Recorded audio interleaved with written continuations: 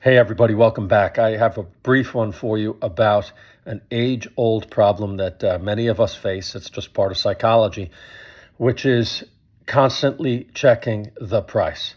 So you've committed to a stock, you've bought a company in the market, and the market is volatile, right? And depending on how much of a discount you got versus what your fair value calculation is, you may see a lot of volatility. Volatility is often a function of micro cap, small cap. The larger the capitalization, the less volatile the company can be.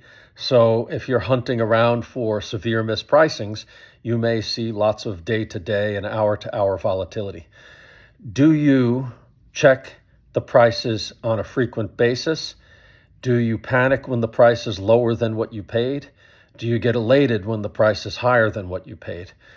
Here's some simple tricks that I have for managing that feeling, because we're all human. Uh, Never before have we had this level of access to pricing, and often you feel that it's responsible to be constantly checking the price of a security you own between 9:30 and 4 o'clock. Let's think about the arguments for that.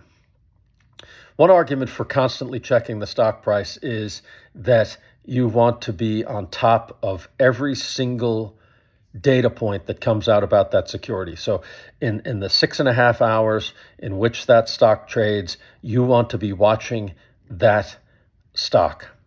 Is it because you think that by watching the stock you can control the action? I hope not, because you can't. It's like watching a horse race and trying to will the horse into winning the position that you bet on. Number two, do you think that by watching the stock price you're gaining any superior knowledge? Generally not. What I would say to that is this. Say you bought a stock at 10 and you think the stock is worth $35, and the stock trades to 9.50, and you in your mind have lost 50 cents, 5% of your investment. Have you permanently lost that? No, unless you see that $35 that you calculated is absolutely wrong, and indeed the stock price is really indicative of fair value. But then you shouldn't have bought it necessarily in the first place if it was that close to fair value, right? One of the problems that I find with a lot of people is they buy a $10 stock that's worth $10 or less, hoping that it goes up. That's not investing; that's speculation.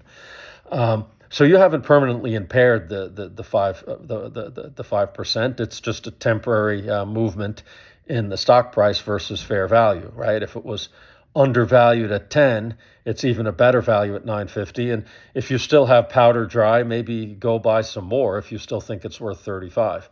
I don't want to sound glib about that. You have real money on the line. Stock that you buy can go to $5 from 10 that you paid for it. $35 is still your fair value. Well, you've got a 7-bagger. You once had a 3.5-bagger, but it is painful to watch a stock go from 10 to 5. So what do you do then? You double down on your research. Yes. You reassess. Yes. One way to do it, though, is not to be watching every hour, every minute, because that can drive you crazy. I liken it to this. You're driving a car between New York and Miami. You certainly want to be looking down and checking the speedometer to make sure you don't get stopped. But if you're a good driver and you know your destination is Miami Beach, you're going to have a lot of trouble driving down I-95, constantly staring at the speedometer. In fact, that's not the way to drive a car. Now, someone who is pedantic will say, "Oh, but you should actually be paying attention to your speed." Yes, you should be at some degree of frequency be looking down at the speedometer. But just as you calculated a fair value for a business that you bought, and you've already established, unless, again, you disagree with me and you think technical analysis means something, then the stock price after you've bought it doesn't really mean a thing. It's either more of a bargain or less of a bargain, depending on how volatile it is.